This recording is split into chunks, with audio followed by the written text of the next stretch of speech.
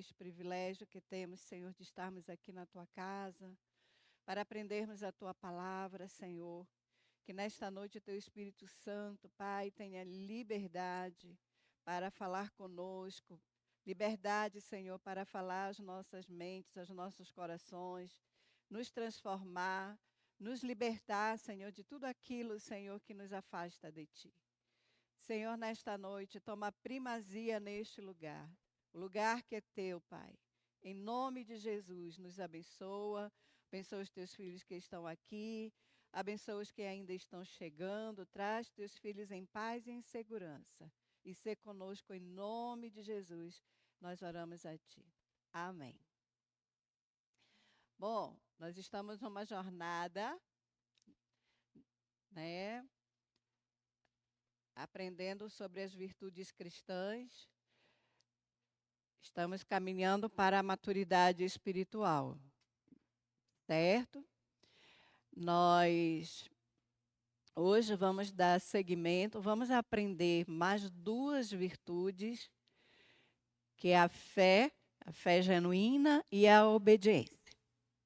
Vamos continuar nossa jornada. Hoje nós temos muita coisa boa, tá?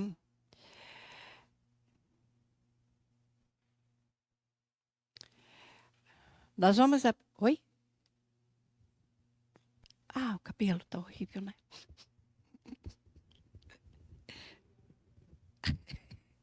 Obrigada. Obrigada. Melhorou?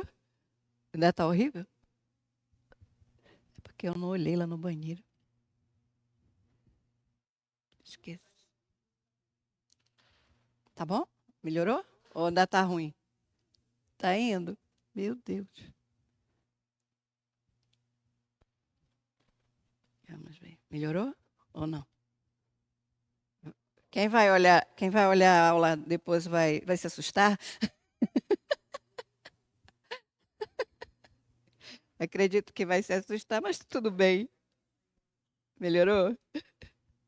Enfim. Vamos lá. Vamos hoje entender um pouquinho sobre a fé natural e a fé espiritual, tá? O que é a fé natural? É a fé inata. Todos nós nascemos e acreditamos, né? Temos fé. Ele fala aqui, confiamos quando vamos beber água. Nós confiamos que a empresa, ela fez a devida hidratação na água, né, a limpeza na água. E a gente toma água confiando que essa água ela está purificada. Isso é fé natural. A gente acorda, a gente vai para o trabalho e a gente acredita que vai ter um dia bom.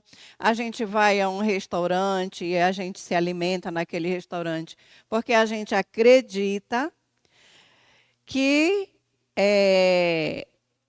eles fizeram esse alimento com todas as regras de higienização, então não vai nos fazer mal. Essa é uma fé natural. Todas as pessoas têm a fé natural. A gente até brinca, tem uma brincadeira, né, que até o ateu, né, quando você diz assim, você é ateu, eu sou ateu, graças a Deus, né? É uma brincadeira. Porque até o ateu, ele crê que ele é o seu próprio Deus. Então ele acredita, ele tem a fé, né? Tá? Não como a nossa. Essa fé, ela funciona de modo automático em nossa vida cotidiana. Nós vamos para o trabalho, né? As pessoas naturalmente vão ao trabalho, independentemente de serem cristãs ou não. Todo mundo sai de casa, agradece a Deus e acredita que vai trabalhar e vai voltar e vai estar tudo bem. Essa é a fé natural. Todo ser humano acredita em algo. Todo ser humano tem dentro de si a necessidade de adorar um ser maior do que ele.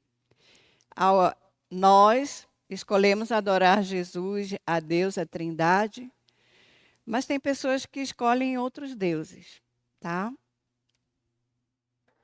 A fé espiritual, ela é diferente. A fé espiritual, ela é resultado direto do nascimento espiritual. Ela não é inata, mas um dom de Deus.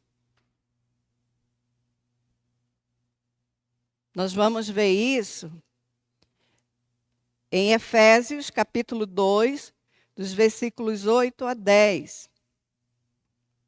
Eu vou abrir aqui, nós temos o versículo 8 aqui no nosso slide.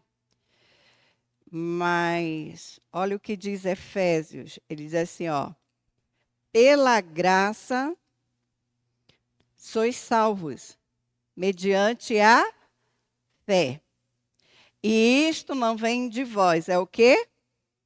Então, a fé espiritual, ela é um dom de Deus. A fé para a salvação, ela é um dom de Deus. É Deus que abre, né, o nosso entendimento. O Espírito Santo, ele convence, como diz a palavra de Deus lá em João, ele convence o homem do pecado, da justiça e do juízo. Tá? Então, a fé espiritual, ela é um dom de Deus. Aí o versículo 9 diz assim, é um dom de Deus, não de obras, para que ninguém se glorie. Pois somos feituras dele, criados em Cristo Jesus para boas obras, as quais Deus de antemão preparou para que andássemos nelas. Nós estamos aprendendo as virtudes para nós praticarmos essas virtudes.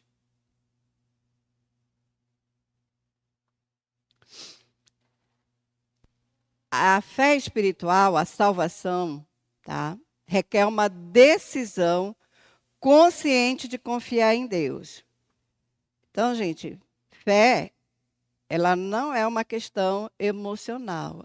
Estou emocionalmente. Claro que a pessoa, quando ouve uma palavra, ela se emociona. Nós somos seres, sim, emocionais. Deus nos fez assim. Ele nos deu alma. A alma é na alma que está a nossa parte emocional. A alma, ela é acionada pelos órgãos dos sentidos. O que eu ouço, o que eu vejo, o que a pessoa me fala, a forma que ela me fala, o que eu vejo, o toque, o olfato, o paladar. Então, tudo isso aciona minhas emoções. A alma. Tá? Fé genuína. Vamos aprender sobre a fé genuína. A fé genuína, ela é uma confiança profunda. Ela não é algo assim, pode ser que aconteça, pode ser que não aconteça, tá? É uma confiança profunda, tá? A fé genuína, ela vai além, muito além de simplesmente acreditar. É uma confiança inabalável em Deus. É uma confiança que nada, absolutamente nada, vai abalar essa fé, essa confiança. Ela é também um fundamento firme. A gente está falando agora da fé espiritual. Essa fé espiritual é uma fé genuína. Ela é uma confiança profunda, tá? E um fundamento firme. O versículo de Hebreus 11:1 diz assim: a fé é o firme fundamento das coisas que esperamos e a prova das coisas que não vemos. Na minha versão da minha Bíblia, Hebreus 11, 1 diz assim, ó: a fé é a certeza de coisas que se esperam e a convicção de fatos que não se veem. Então vamos lá, a fé, vamos aqui escrever um pouquinho. Vamos pegar aqui esse versículo de Hebreus 11:1. A fé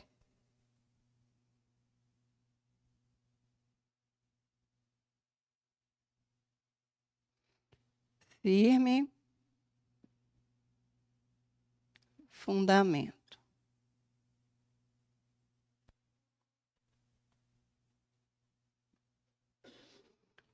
Vê bem. Ela é um firme fundamento. O que é fundamento? Estrutura.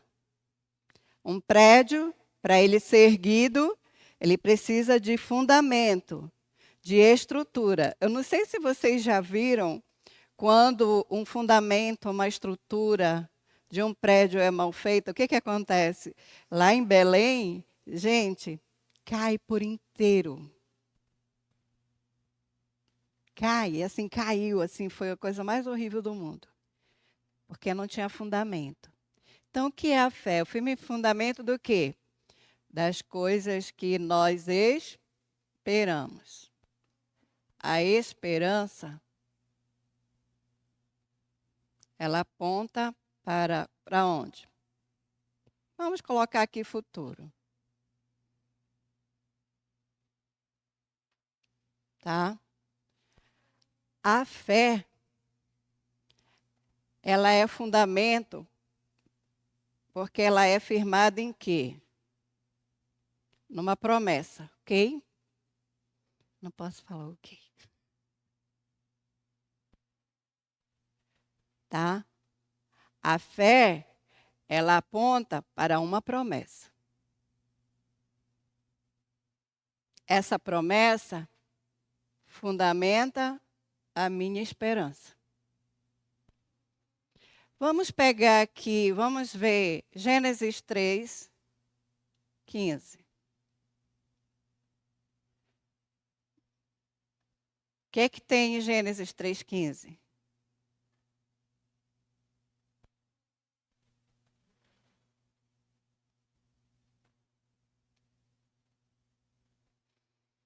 Vou colocar aqui, que eu acho melhor.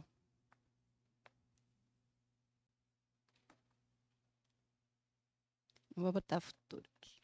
Vou colocar aqui, vida eterna. Eu acho que fica melhor.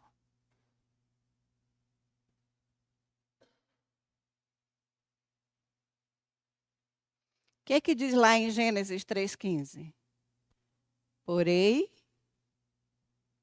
Porém, inimizade, né? 3:15. Gênesis 3, capítulo 3, versículo 15. Entre.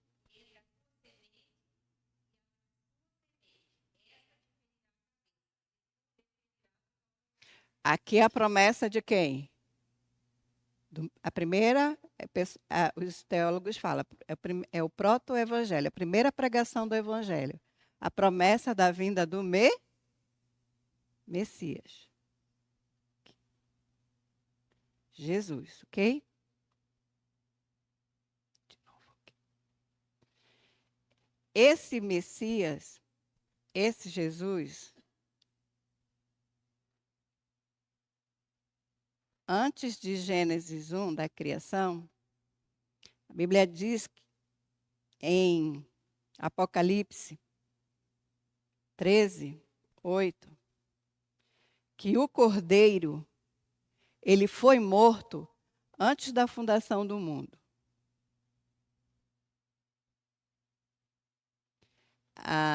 Quando João teve a visão do Apocalipse, ele teve a visão de algo que aconteceu antes da fundação do mundo.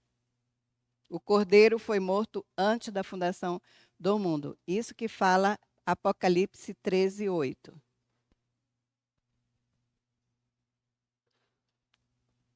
Tudo bem?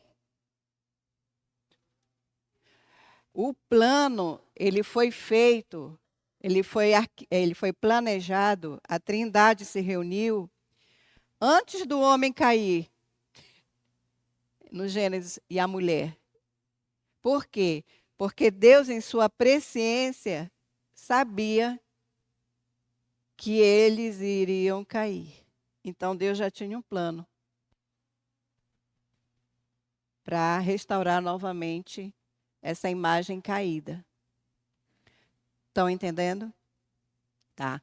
A fé é o firme fundamento, ela está fundamentada numa promessa das coisas que nós esperamos.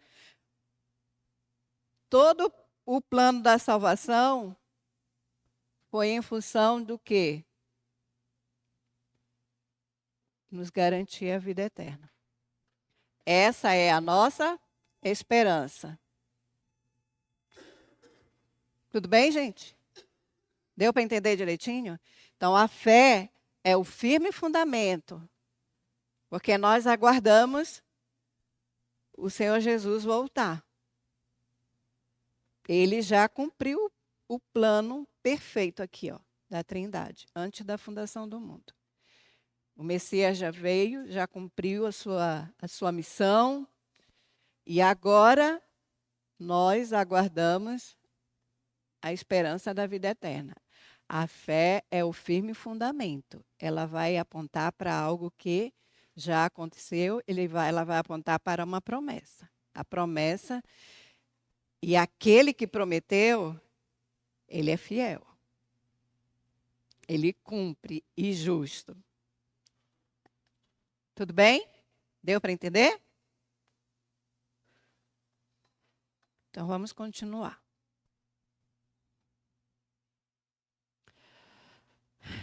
Essa fé também, a fé genuína, além de ser uma confiança profunda, vai além de simplesmente acreditar, vai muito além. Ela também é esse firme fundamento que nós vimos ali, ela é uma entrega total. Significa submeter-se à vontade de Deus, mesmo quando não compreendemos totalmente essa vontade. Vamos pegar o exemplo de Abraão. Quando Deus chama Abraão, Abraão não era de um povo que tinha o costume de adorar a Deus. Ele não era israelita. Abraão, ele era de onde? Vocês lembram? Quando Deus chama Abraão, no capítulo 12 de Gênesis. Abraão era de que povo? De que lugar? Abraão era de Ur dos caldeus. Olha o que diz.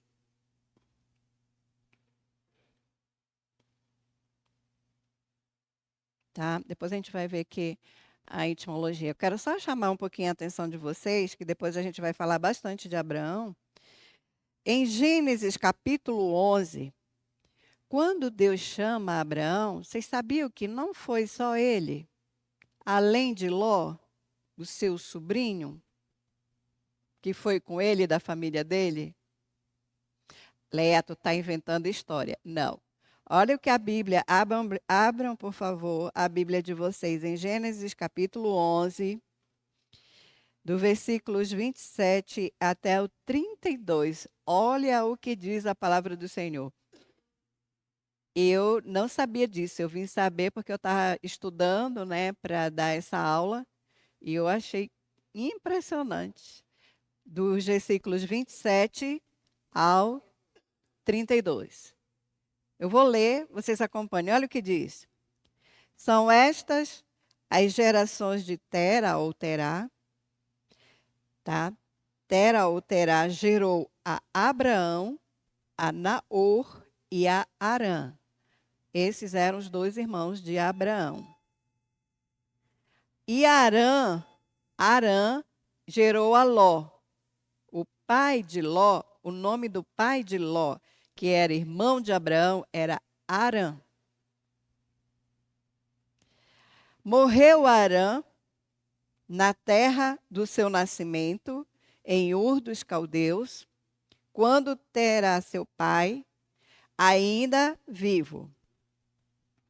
Abraão e Naor tomaram para si mulheres. A de Abraão chamava-se Sarai, a de Naor, Milca, filha de Arã, que foi pai de Milca e de Isca.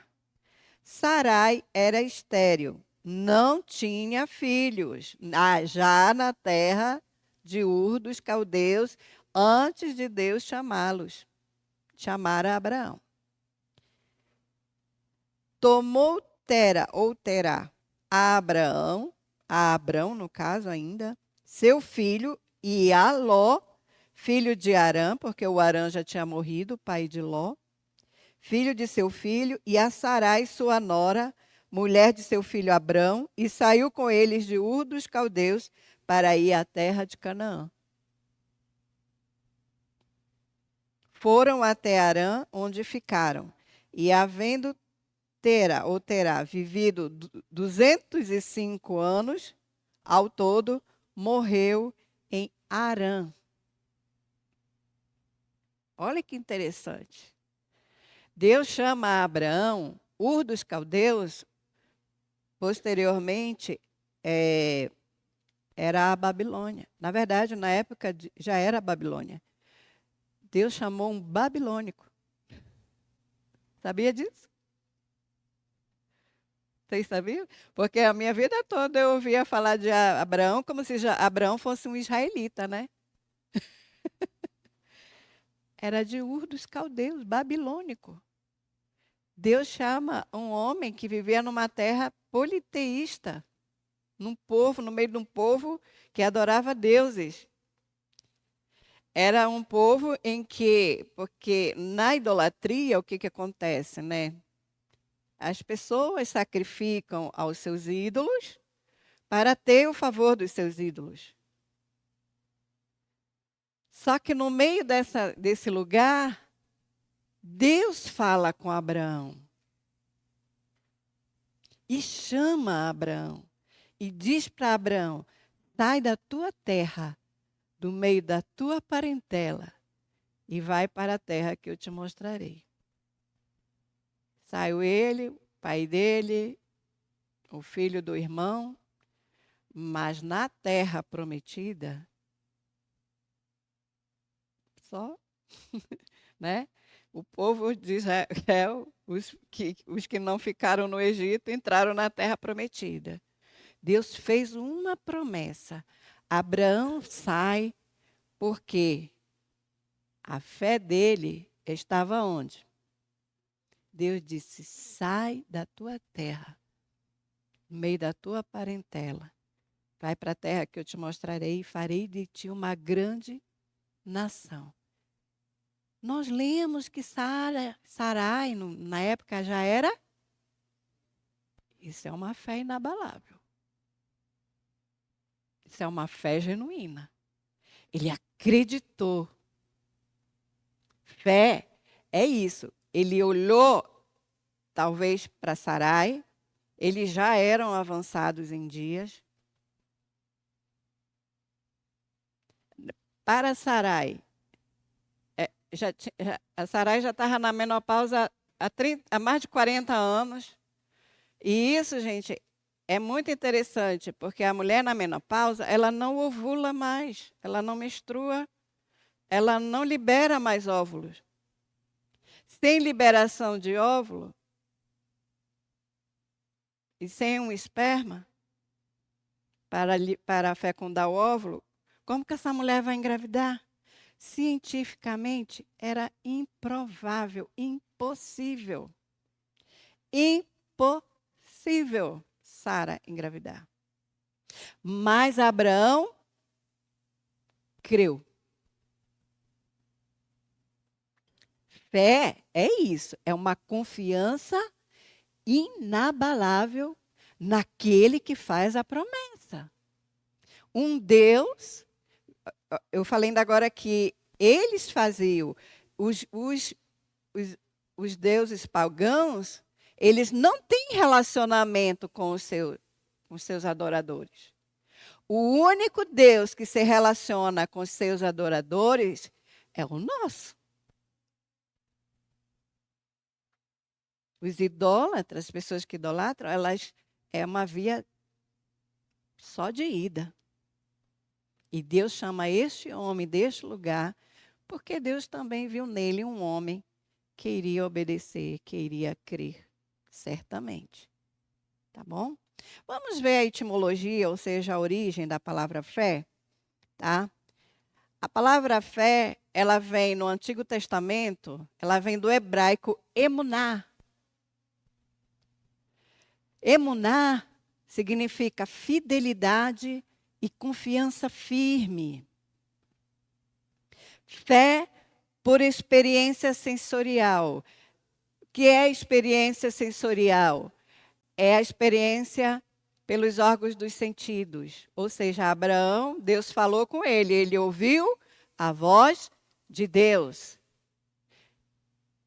Provavelmente, Deus apareceu a ele de uma forma teofânica.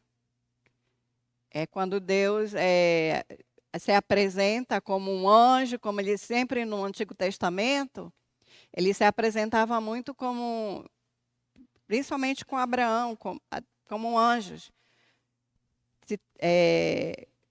Vinha, como é que eu posso dizer? Ele tomava a figura humana, ele se tornava isso, ele se personificava, igual como a serpente fez lá no Gênesis, tá? Então, o que acontece?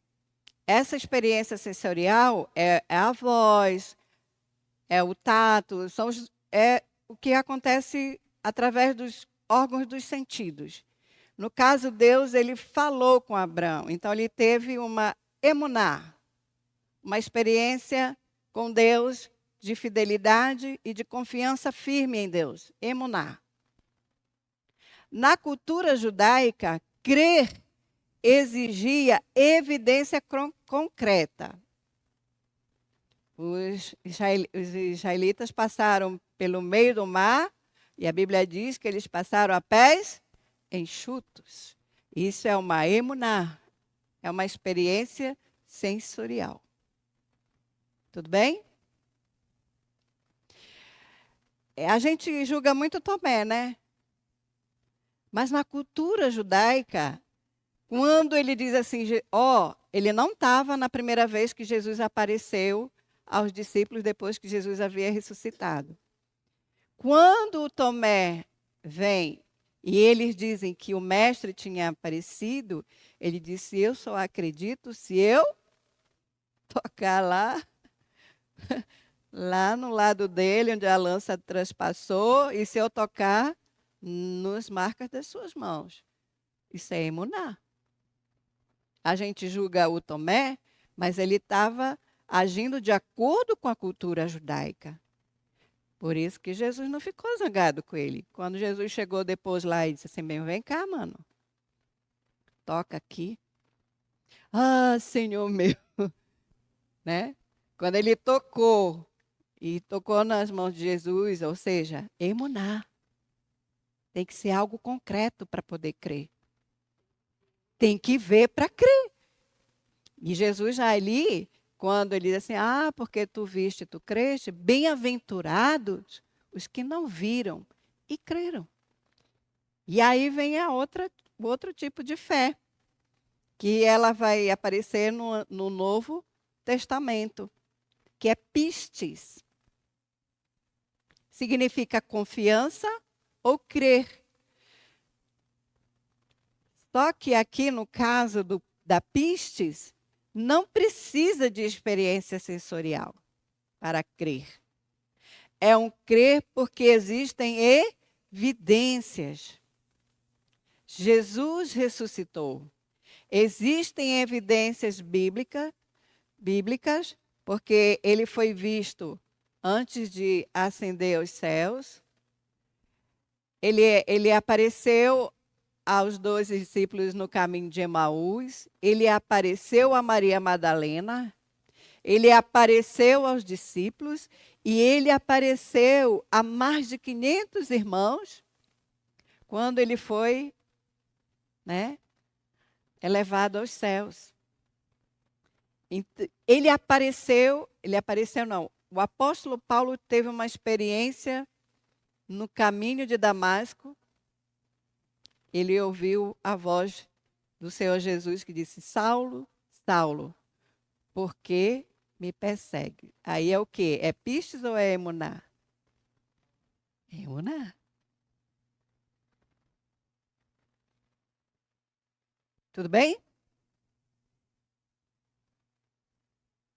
Quando nós dizemos amém, a palavra amém, quando você estiver orando, a partir de hoje você vai ter um novo entendimento quando você dizer, porque a gente acha que amém é só assim seja, que seja desse jeito. Amém é muito mais do que assim seja. Amém deriva de emunar, fé, e emun, confiança. Quando dizemos amém, expressamos nossa confiança no que pedimos. Não é só assim, que assim seja, não. Amém. Emuná, vai acontecer. Eu creio, o que eu estou pedindo, Deus vai realizar. Quando você diz amém, você está dizendo isso. Emuná, emun, eu creio. Amém, vai acontecer. Então, a partir de hoje, quando você orar, coloque em evidência a sua fé. Coloque em prática a sua fé. Porque muitas vezes a gente ora e a gente diz, amém, será? Não sei, talvez. Emuná. Emun. Deus é poderoso para fazer. Amém? A fé de Abraão, a gente vai falar um pouquinho mais desse chamado. Eu comecei ainda agora já dando uma introdução. Então, Abraão, ele recebeu um chamado divino em Ur dos Caldeus, uma terra politeísta, em que o povo adoravam vários deuses. E Deus, ele se revela a Abraão e chama Abraão.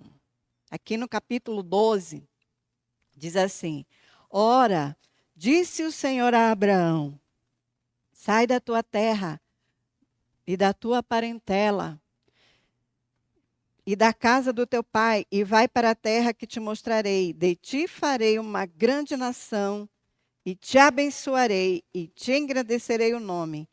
Sê tu uma bênção. Abençoarei os que te abençoarem, e amaldiçoarei os que te amaldiçoarem. Em ti serão benditas todas as famílias da terra. E Deus faz uma promessa a um homem já idoso, avançado em dias, e a uma mulher estéril.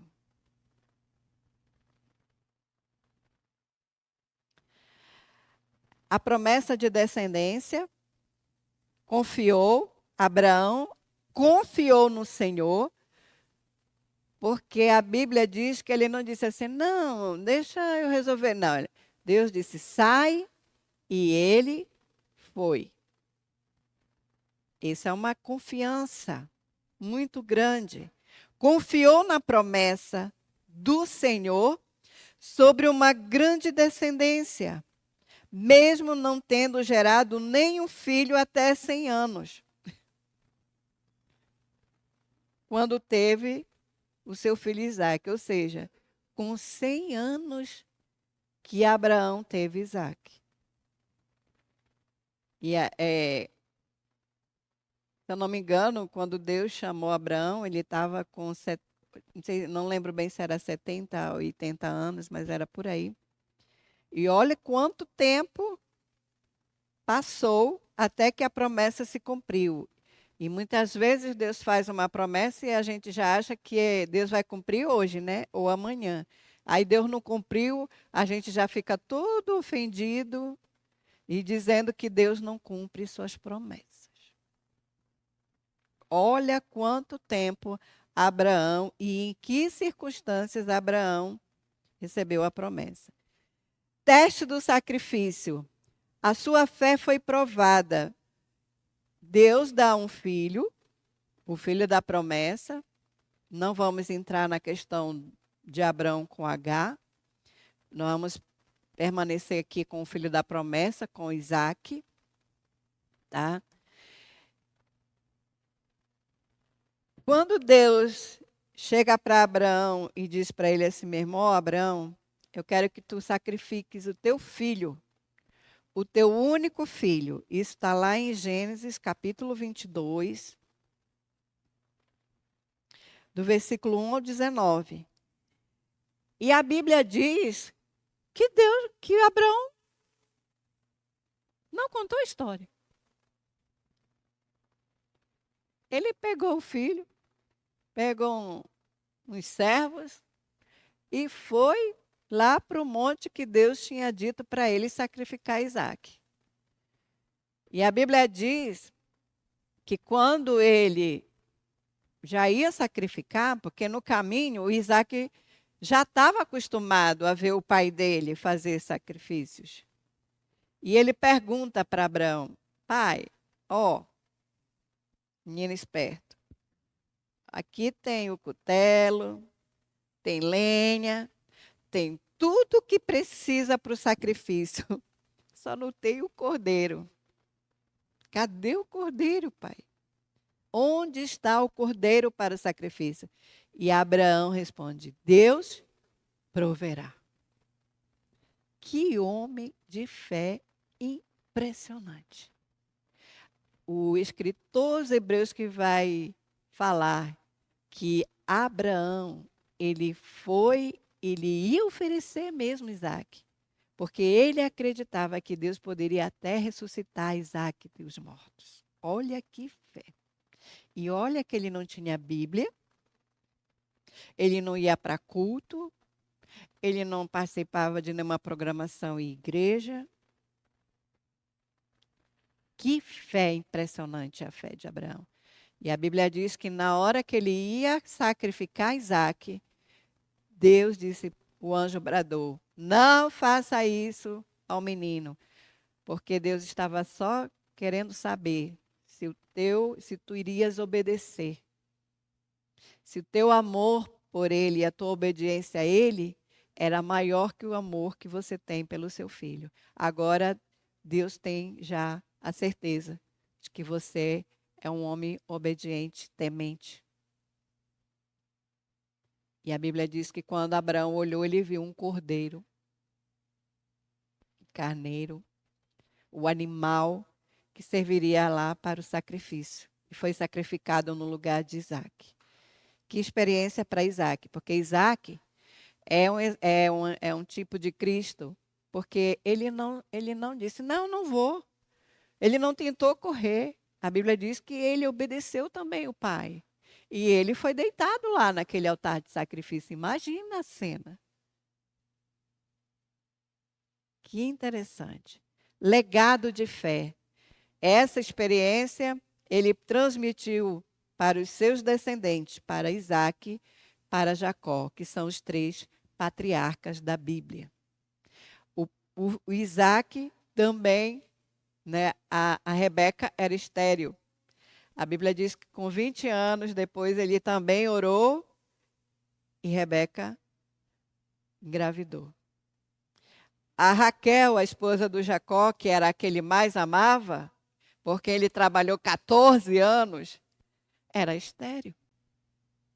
Também ele orou para Deus sarar a esterilidade da Sara. Impressionante, né? Muito impressionante. Vamos ver sobre Abacuque. A fé de Abacuque, tá? O Abacuque, ele ministrou no final do século 7 antes de Cristo, tá? Durante os últimos dias do poder assírio e o início do governo babilônico, cerca de 625 a 600 antes de Cristo, né? Porque quando as datas vão chegando até o nascimento de Cristo, elas vão diminuindo, 600, 599, 504, 400, até chegar a Cristo.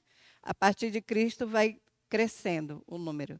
Ano 1, ano 2, ano 3, ano 4, ano 500, depois de Cristo.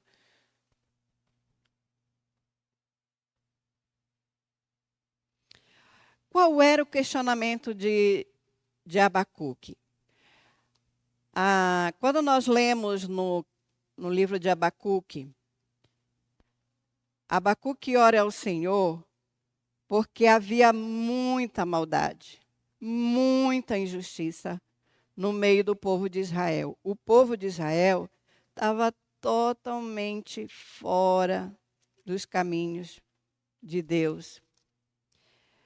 Havia, no capítulo 1, versículo 2, assim mesmo, olha a oração de Abacuque. Até quando, Senhor, clamarei eu, e tu não me escutarás? Gritar-te-ei violência, e não salvarás, porque me mostras a iniquidade e me fazes ver a opressão? Pois a destruição e a violência estão diante de mim, há contendas e o litígio se suscita. Por esta causa, a lei se afrouxa, a justiça nunca se manifesta, porque o perverso cerca o justo e a justiça é torcida. Esse era o contexto de Israel quando Abacuque ora a Deus. Havia muita injustiça. E ele faz uma oração para que Deus interviesse, fizesse uma intervenção no meio do povo, falasse com esse povo, fizesse alguma coisa para que esse povo se voltasse novamente para ele. Mas aí, o que acontece? Ele fica perplexo, sabe por quê? Porque Deus diz assim para ele, eu vou entregar o povo na mão dos caldeus. Os caldeus é que vão disciplinar.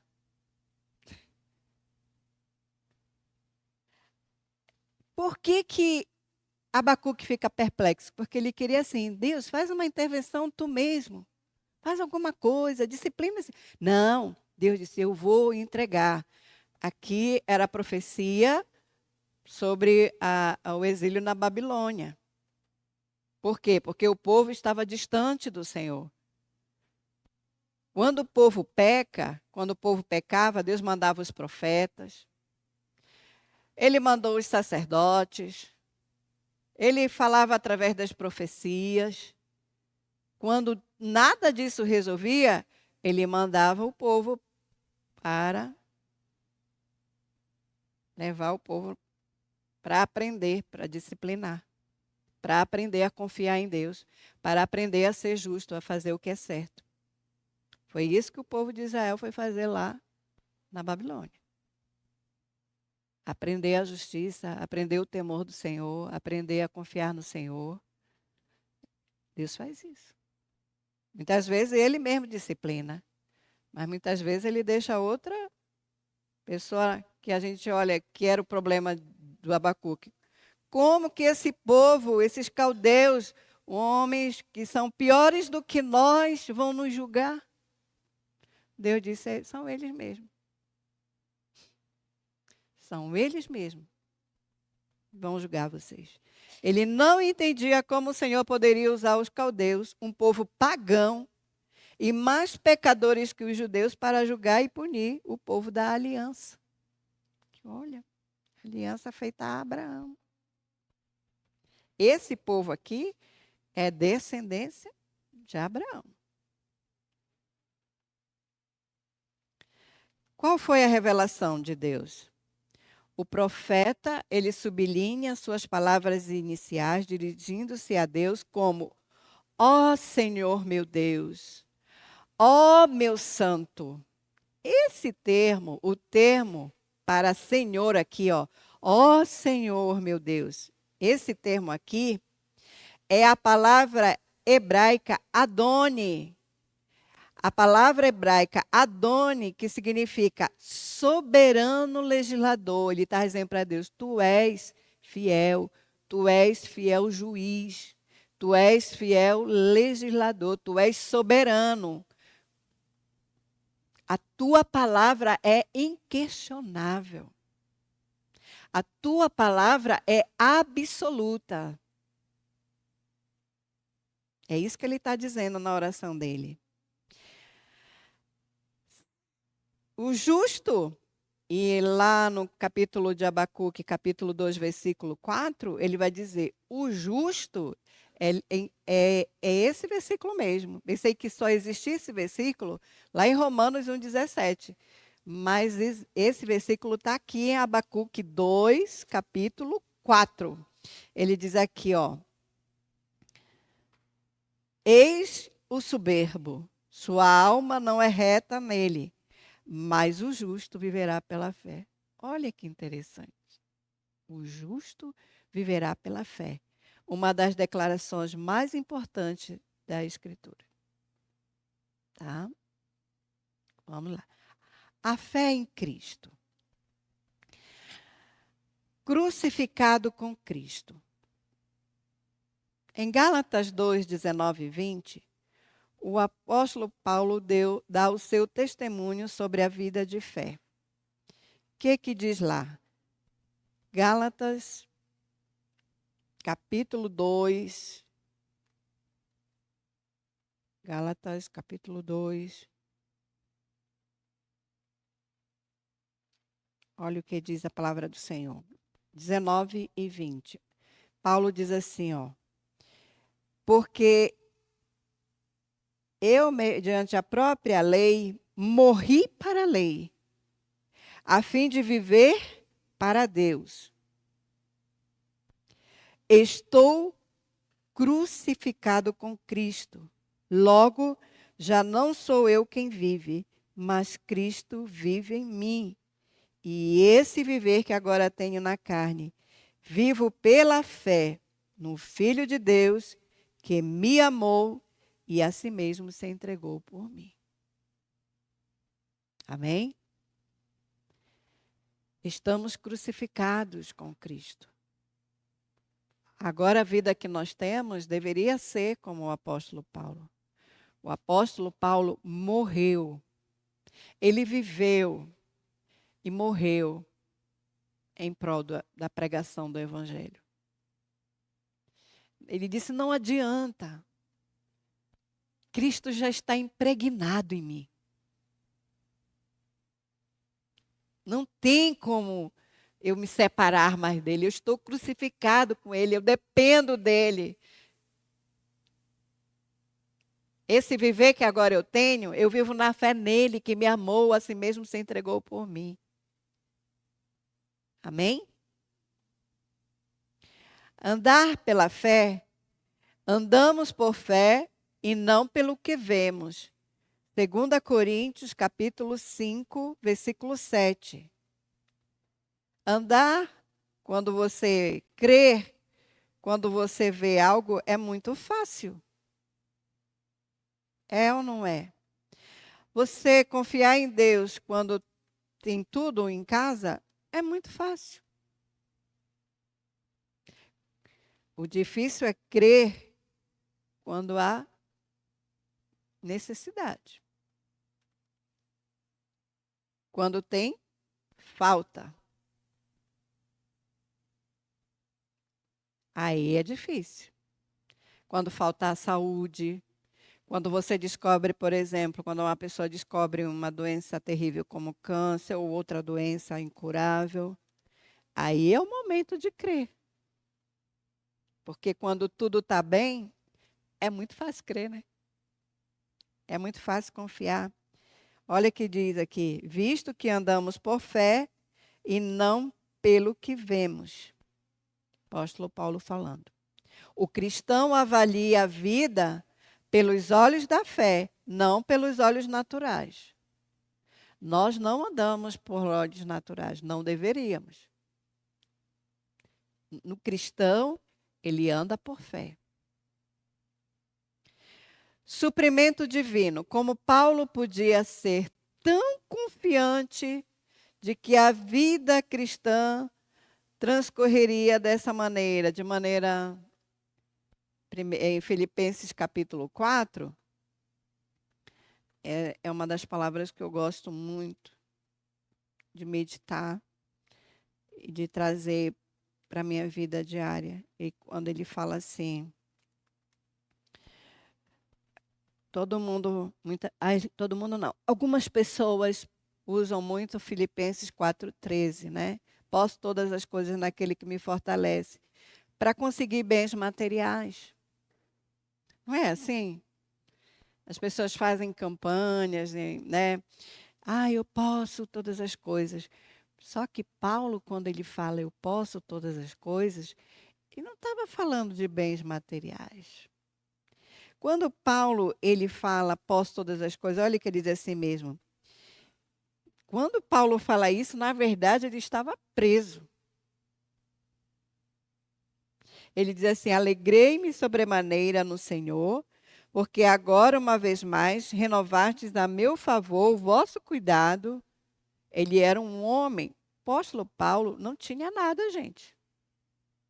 Apóstolo Paulo não tinha casa, não tinha carro blindado, não tinha carro do ano. O apóstolo Paulo não tinha nada. Ele deixou tudo para pregar o evangelho. Isso também não significa que vocês não têm que ter, tá, gente? Por favor. Não é errado ter bens materiais. Pelo contrário. Mas a nossa fé, ela não está firmada em bens materiais. Porque quando a gente morrer, tudo que a gente adquiriu, a gente não vai levar. Casa, dinheiro. Existem pessoas que passam a vida toda guardando muito dinheiro. Mas se essa pessoa morrer, ela não vai usufruir de nada mais. A minha mãe não brigava por nada. Eu gosto sempre de dar alguns exemplos dela. Ela dizia assim, minha mãe ela não brigava por nada de coisas materiais. Ela dizia sempre assim, eu não vou levar nada. O dia que eu morrer, tudo vai ficar aí. E no dia que a minha mãe foi enterrada, eu olhei e eu lembrei dessa palavra dela. A casa ficou, os móveis ficaram, as roupas ficaram. Mas eu tenho certeza que o lugar dela, ela está com o Senhor. Porque era uma mulher muito fiel a Deus. E ela dizia, para onde eu não vou levar nada disso. Ou seja, nem a roupa que ela foi enterrada foi com ela. Ficou. Entende? A nossa fé, a nossa esperança, isso não significa que a gente não tem que trabalhar, que a gente tem que pagar conta, a gente tem que né? Tem que pagar boleto, tem que pagar água, tem que pagar luz, tem que criar os filhos, tem que dar roupa, tem que dar escola, tem que pagar a faculdade.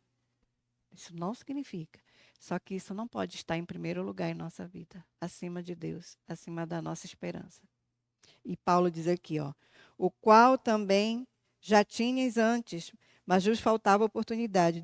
Digo isto não por causa da pobreza, porque aprendi, Paulo era pobre, porque aprendi a viver contente em toda e qualquer situação. Tanto sei estar humilhado, como também ser honrado. De tudo e em todas as circunstâncias já tenho experiência, tanto de fartura quanto de fome. Estamos falando do maior pregador. Assim de abundância como de escassez, tudo posso naquele que me fortalece. Hein? É uma fé genuína. É uma fé de um homem que sabia para onde ele ia. Para onde ele ia? Esperança na vida eterna. Estamos falando de fé. Amém? Era por isso que ele dizia. Por isso que a fé dele era confiante. Quando Paulo entendeu a mensagem da cruz, o que Cristo fez,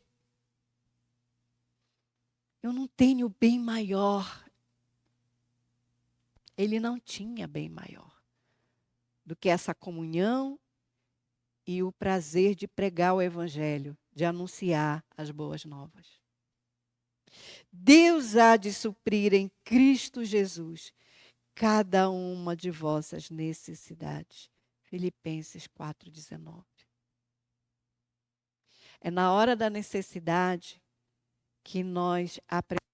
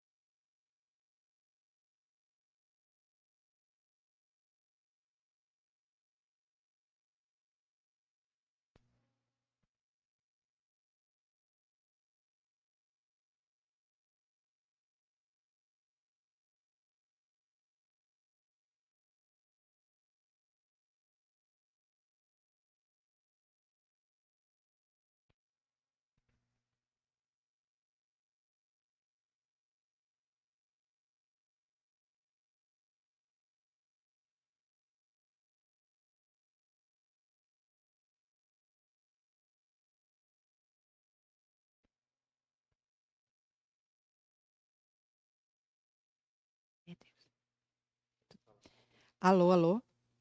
Obrigada, Emanuel. Deus abençoe.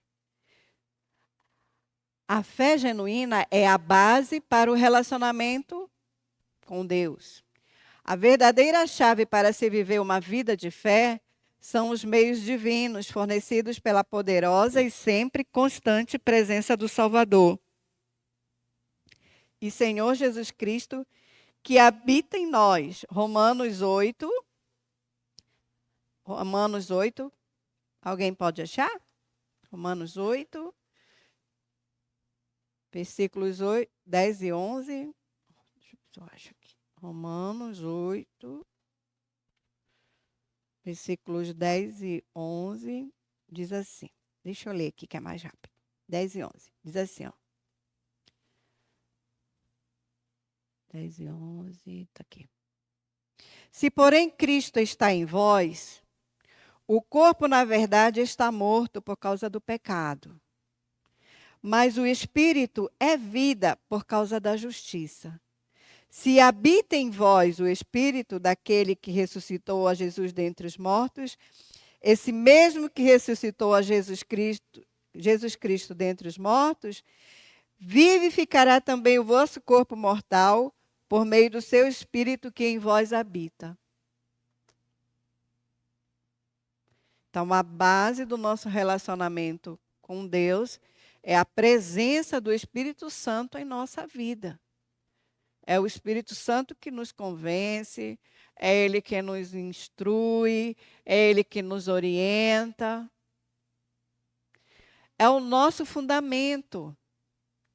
A nossa fé genuína é o nosso fundamento, é o que estrutura a nossa vida, é o que nos edifica, é a coluna fundamental sobre a qual edificará a sua vida. É sobre a fé. O justo viverá por fé. Se você afirma amar a Cristo, esse foi o foco de Paulo em Romanos 5, de 1 a 10. Eu vou ler rapidinho para vocês. Romanos 5, de 1 a 10, que diz aqui, ó. Justificados, pois, mediante a fé, temos paz com Deus por meio de nosso Senhor Jesus Cristo, por intermédio de quem obtivemos igualmente acesso pela fé a esta graça na qual estamos firmes e gloriamo-nos na esperança da glória de Deus. Olha, fé, esperança estão interligadas. E não somente isto, mas também nos gloriamos nas próprias tribulações, sabendo que a tribulação produz perseverança. A perseverança, experiência, a experiência, esperança. Ora, a esperança não confunde, porque o amor de Deus é derramado em nosso coração pelo Espírito Santo, que nos foi outorgado. Porque Cristo, quando nós ainda éramos fracos, morreu a seu tempo pelos ímpios. Dificilmente alguém morreria por um justo, pois poderá ser que pelo bom alguém se anime a morrer. Mas Deus prova o seu amor para conosco, pelo fato de ter Cristo morrido por nós, sendo nós ainda pecadores, nós nem queríamos saber dele. Logo, muito mais agora, sendo justificados pelo seu sangue, seremos por ele salvos da ira. Porque se nós, quando inimigos, fomos reconciliados com Deus mediante a morte de seu Filho, muito mais, estando já reconciliados, seremos salvos pela sua vida. Amém? Vamos continuar. Então, aqui, fazendo um apanhado final aqui, vivendo pela fé.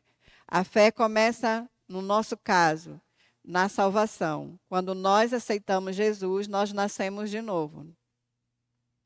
Todo ser humano, eu sou crente, tem que aceitar Jesus. Tem que entender a mensagem da cruz.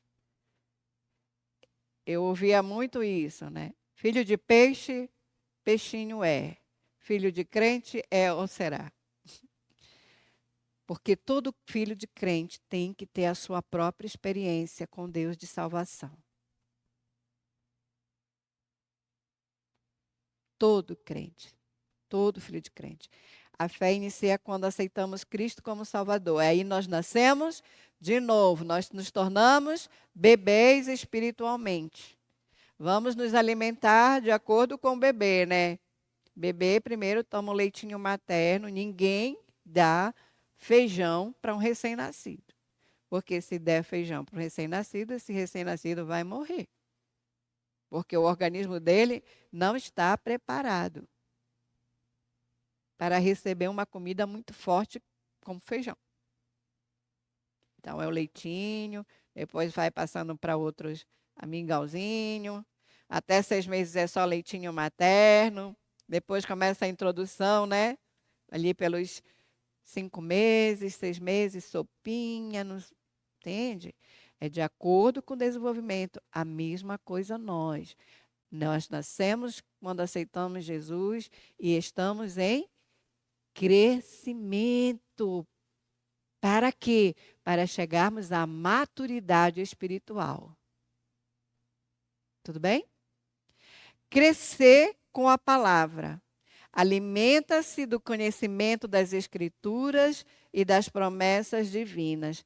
Esse é o nosso alimento. É a palavra.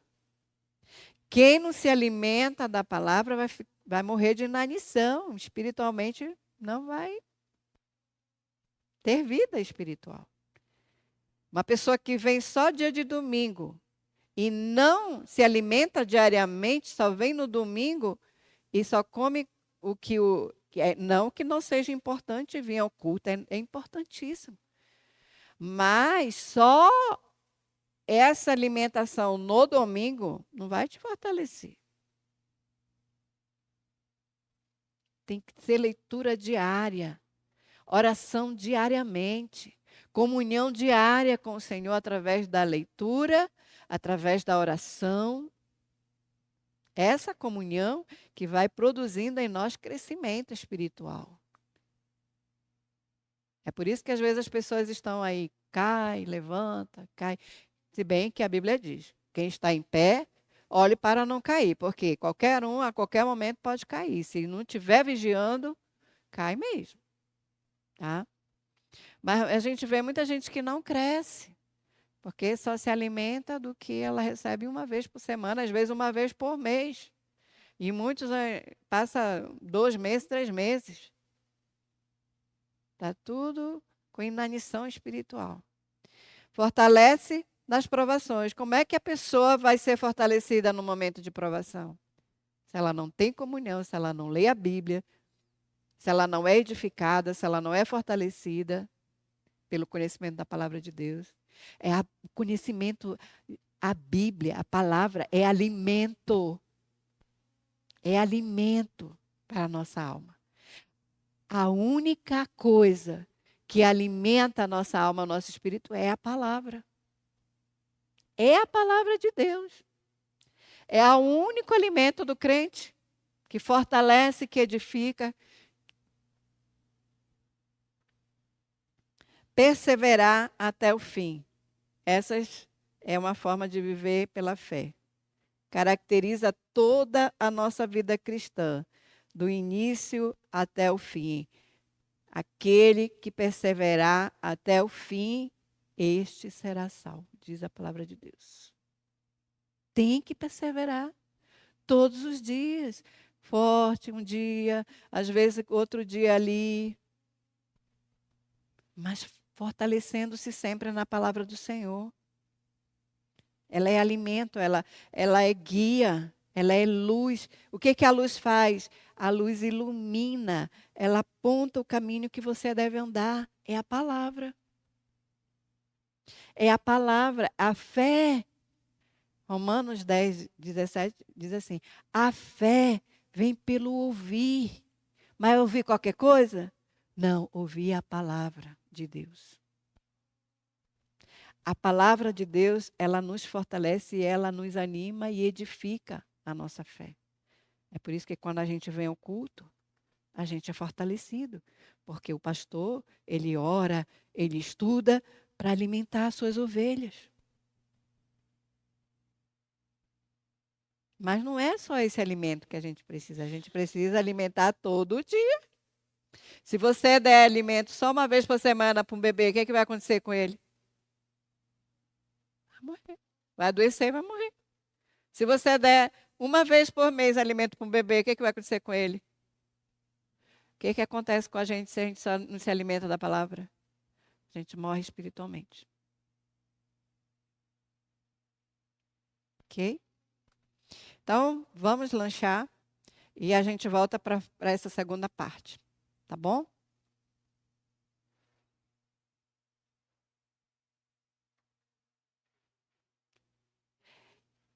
Depois eu